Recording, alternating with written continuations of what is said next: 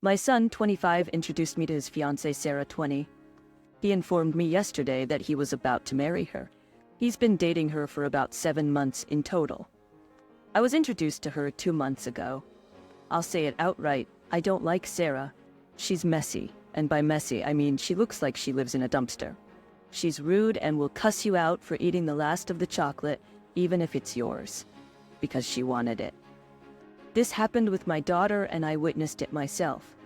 She's wasteful and quite conceited. After a particular incident, my son and she are now banned from family gatherings. When my son asked for my honest opinion after meeting her, I told him the truth. But ultimately he's an adult, and I don't control his life. So when he told me about the engagement, he asked if I now approved of her, since it's been 2 months. I laughed and told him no, I don't. He got mad and asked why, so I gave him the following reasons. They're 20 and 25 and getting married, which I think is too early since they've only known each other for 7 months. Neither of them has a stable income or knows how to cook and clean, so they're heading towards a disaster. They're not planning on having a prenuptial agreement. Again, I don't like her, but I also told him he's an adult, and it's his choice. I also informed him that they will have to move out because I have 3 other underage children to take care of, and Sarah is not kind or pleasant towards them. I won't support him or Sarah except in an emergency. Currently, I fully support and house him. He doesn't pay rent and only has a part-time job. But if they budget his monthly salary, it will be enough for essentials and savings. Sarah owns her own apartment, so there's no rent, but it's not a great place. I also give him an allowance and fully pay for his college, so he doesn't have any loans to worry about. But other than that, they have to figure things out on their own. I also told him not to expect me to pay for his wedding because A, they want a very extravagant one, and B, with the rising cost of living, I want to save enough money to ensure my youngest, who's currently in 8th grade, will have the same opportunities as him. He got mad and left. I shared this with a few of my co-workers, and they think I'm in the wrong. So I'm here to ask, am I the idiot at it? He was fine until he turned 20, but then my husband passed away, and he changed a lot. He was evaluated by 3 different psychologists, and they all said it wasn't his father's death that was bothering him, but something else. I'm not sure what. He thinks he's going to inherit the house, so in his eyes, it's already his. It's actually going to my youngest. They also think I'll be a free maid for them. Not the idiot. All the examples you mentioned show that he's still a kid. He's financially dependent on you for housing, living expenses, and the wedding. You don't like the girl, and they don't do anything to prove you wrong. He wants to be an adult. He has to behave like one and take responsibility for his own life. You let him choose who to love, but you are allowed to be honest with him and tell him that this girl is causing trouble for your family. Yes, right? What I can't wrap my head around is, what was this 25-year-old grown man imagining exactly? Did he think that he would get married and his wife would just move into his bedroom and they would both live off of his mom? So he still wants to be a kid living under his parents' roof, but also wants a wife? I can't laugh at this absurdity because I worry about their future. Your son is 25 and doesn't know how to clean or cook. He lives rent-free with his mother. You paid off his college and living expenses. What? There's a reason he gets along with a 20-year-old so well. You are the one to blame for creating a 25-year-old dependent adult who cannot take care of himself and has no motivation to support himself. Maybe it would be worth reminding him of how much you're still financially supporting him at his big age of 25, since children, barring extenuating circumstances, typically start gaining independence in their early 20s. At the same time, he seems like he's not eager to take any steps towards that because he still expects you to keep providing for him and then some. I'm not suggesting stopping paying for his college, but if you're giving him spending money, I think it's time to revoke that so he can start learning how to take care of himself. OP, is your son okay? This is not the behavior of a normal 25-year-old. He's old enough to have outgrown his adolescent lack of impulse control. He should be able to understand the consequences of his actions by now. Marrying a 20-year-old he's only known for 7 months, and who has already alienated his entire family is a baffling choice for someone his age, especially since on some level, he still seems to crave your approval. It's highly unlikely that deep, abiding love is what's driving his decision. Something else is going on with him, and you need to find out what it is before he goes through with this. I'm baffled as to why you haven't made the connection between his behavior and his father's sudden passing 5 years ago. I have tics, not Tourette's, due to neurological reasons. The 3 most prominent are gargling in my throat, a sucking sound I make, think someone's sucking back a clam, and a licking sound. It gets worse when I eat or drink. I went to a coffee shop with my friend. I hesitate to go into public a lot. It was crowded and noisy. I wasn't really bothering anyone except for the woman on the computer next to us, but since we were eating and drinking, my tics were happening a lot. After she stared and shuddered several times, I did tell her that I had something like Tourette's. I thought it would help her realize I wasn't trying to be rude, but it had the exact opposite effect. When she realized I couldn't stop, she asked me to leave because she was working, and the sounds made her feel uncomfortable and brought up bad memories. I told her no. She said she was there first and working, and we could take our stuff and walk around on this nice day outside. My tics were getting worse throughout this conversation. I told her that I wasn't leaving, and there was nowhere to move with it being so crowded. She very angrily got up from the table and left, saying I was triggering her PTSD from traumatic memories with my tics. Am I the one at fault for prioritizing my tics over her trauma that my tics were triggering? It sounds like you were not in the wrong. She was demanding that someone with a neurological problem go somewhere else because she was working. It's a coffee shop, not an office. Would she ask a blind person to leave with their guide dog because she's allergic? Probably. Unfortunately, people do this. It's like saying someone's walker makes too much noise and they should put it in their car. The nerve of some people. OP, you have just as much right to be there as she does. Her triggers are not your responsibility. You deserve to go out in public too. And if she needs to, she can carry headphones with her to use when she needs them. I also get triggered by noise. I have PTSD, and loud noises that I can't control are a strong trigger for me. But that doesn't mean I can go around demanding that the entire world accommodate me. I believe in accommodating triggers with kindness when possible, but this situation was not handled kindly. She was in the wrong.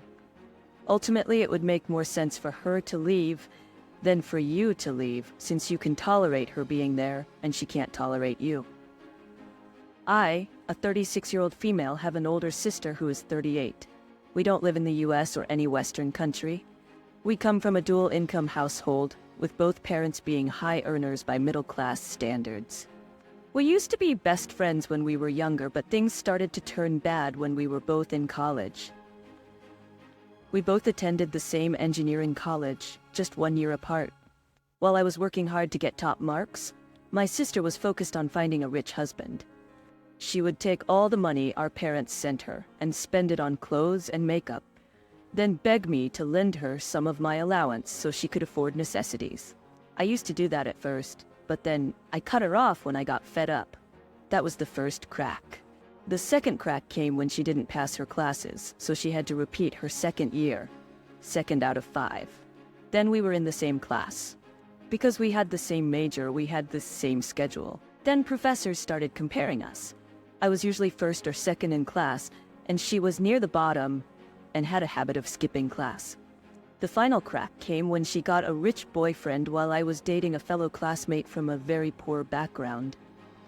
She was constantly condescending, telling me how I would end up spending all my money on him and his low-income family, and that I should follow her example and get a rich husband. Finally, in our last year, she chose to drop out of school and marry her rich husband. They had a very grand wedding, and the bridal gifts he gave her included a BMW and enough gold to buy a small apartment. I married my husband after we graduated and worked for a year. We had a small wedding with 80 guests, and my bridal gifts were modest compared to what he made in a month. She started ridiculing him in front of our family, so my mom ended up kicking her out of the wedding. Fast forward to now, I have a tween son who attends a private school. My husband and I own our own house. We bought an apartment for his parents, and we go on 2 vacations abroad each year. This is all to say that we are living well. My sister's husband divorced her because he fell in love with a woman in her 20s. And because all of his wealth actually belongs to his parents, she only received a small amount in child support, along with some jewelry and brand-name clothes in her car. This would have been enough for her to start her own business if she had been good with money. But she spent it all away. Now she's asking me for help to lend her money to start a small business. I told her absolutely not, but she tried to push. I blocked her everywhere, and she couldn't access my job or the gated community where we live. She's currently living with our parents along with her 3 kids. And from what my mom is saying, they're also getting fed up with her. But she's having a really hard time, so am I the idiot? Not the idiot. She's a grown woman. She chose her life. Don't give her a dime. The fact that your life is going well doesn't make you obligated to be her benefactor, especially given her treatment of you over the years. She made her choices and is now facing the consequences. She could go back to school, get a job, or find another rich husband. But if you give her something now, I guarantee she will ask for more. It's unlikely that she will find a rich husband with 3 kids as baggage, and I'm sure she's past her prime for finding someone solely for their wealth. She failed to plan for failure, and in her success she rubbed it in her sister's face. This is similar to the tortoise and the hare. OP, you are not a bank. Yep, that's a bad investment. She's a leech. You don't need to allow her to suck you dry. Now you bring up that it's your sister, all this history of how crappy she was to you, her crap attitude, etc. Sure, it makes the emotional burden go away slightly, but you were not the idiot from the beginning. If you aren't the idiot, then other people griping about your decision or actions still probably won't stop because they don't see your perspective, and they have their own interests at heart. Nobody is going to advocate for you more than yourself. My girlfriend and I, both female and 26 years old, have a son who is just barely a toddler, and there was some major drama during the birth. For some context, I have chronic heart problems and have been struggling with it since birth. I had surgery as an infant, another at 7, and another at 15. I haven't needed one since, and I have been doing well all around. When my girlfriend was 6 months pregnant, I got really ill, which took a massive toll on my lungs and heart. I pulled through, but spent about a month in the hospital. I felt so awful that I couldn't be with my girlfriend Jane, but she was super understanding. Then, 2 days before the due date, I was rushed to the hospital due to fluid buildup around my heart. I had to get the fluid removed ASAP. When the fluid was all drained, my brother-in-law visited me and told me Jane had given birth. I was both ecstatic and devastated. I had to spend another night under supervision, but as soon as I was allowed to leave, I went to the maternity wing to see my girlfriend and baby. At the time, all negative emotions were overshadowed by our bundle of joy. But over the months, Jane has been showing more and more resentment towards me. It came to a head last night during our date night. I planned the whole day.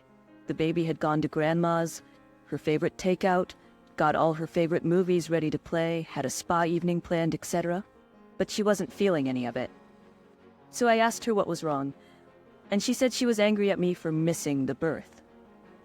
I'll admit I didn't handle it as best as I wanted to, but we argued for a bit, and I ended up calling her selfish for saying that. Finally, I asked her if she understood the severity of the situation and that I was very ill. She got up and said she wouldn't let me patronize her, and she's never been disrespected like that before, and that she was going to bed. Am I the idiot? Opie's dying in the delivery room, smiling sweetly as she held the baby, knowing she would live it through this sweet, perfect child. You have to admit it's so romantic.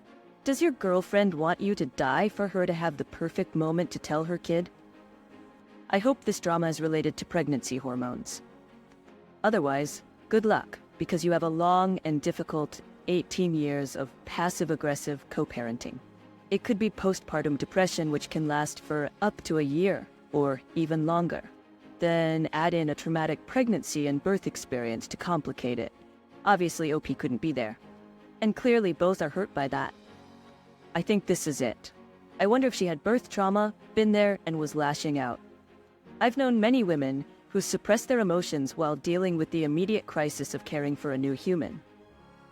However, at about 6 to 8 months postpartum, they can suddenly experience crippling PTSD symptoms. I belonged to a support group for it 20 plus years ago. The mom was being irrational and mean, but it was a symptom. I have to disagree here. She doesn't have the right to be angry at her partner for having a life-threatening medical emergency and not being available for the birth. She can certainly feel sad about it. OP isn't saying their situation was worse. OP simply physically couldn't have been there for the birth. We cannot justify guilt-tripping a partner because they were away for a life-threatening medical condition. It could still be difficult for her, but suggesting that she's hurt because OP wasn't there implies that OP should have been there, regardless of the circumstances. Any rational human being who had to give birth without their partner present would not guilt-trip them about it a year later. This sounds like a toxic situation to me. I have an infant son who is the best kid in the entire world. We're at a neighborhood park, not a dog park, and all dogs are supposed to be leashed. My son, wife, and I are having a picnic, and everything is going great. My son is on a big blanket, having the time of his life, rolling around, playing, and giggling. It's a joy to see him so happy. We're near a walking path. Suddenly, 2 unleashed puppies come running towards us. Their owner is just standing on the walking path, watching them. I didn't notice them until they were almost on our blanket. I immediately picked up my son and yelled, "What the heck?" to the owner. He looked shocked that I didn't appreciate the stunt his dogs pulled. My wife and I are both yelling at him. I even say, "I hate your dogs. Can you get them?" The puppies are sitting on our blanket expecting to be petted. I start walking towards the owner, yelling at him to get his dogs. He starts getting angry at us and says that they're friendly and just want to play. And he insists that they won't hurt anyone. I tell him that he just ruined our lunch. He excuses his and his dog's behavior by saying that they're just puppies. I don't care. I just want him and his dogs gone. I'm just cussing at him continuously. He's telling me to calm down, but I'm hot. I continue cussing and he finally grabs his 2 dogs and is like, "Who doesn't like puppies?" He finally left, but he ruined our lunch. In hindsight, I may have been too aggressive with him. Am I the idiot? Everyone's the idiot here. He is the idiot for having his dogs unleashed and not removing them immediately. But you're the bigger idiot for your over-the-top and ridiculous reaction. You sat there repeatedly cussing at someone in front of your child. You're teaching him how to react to people, even at his young age.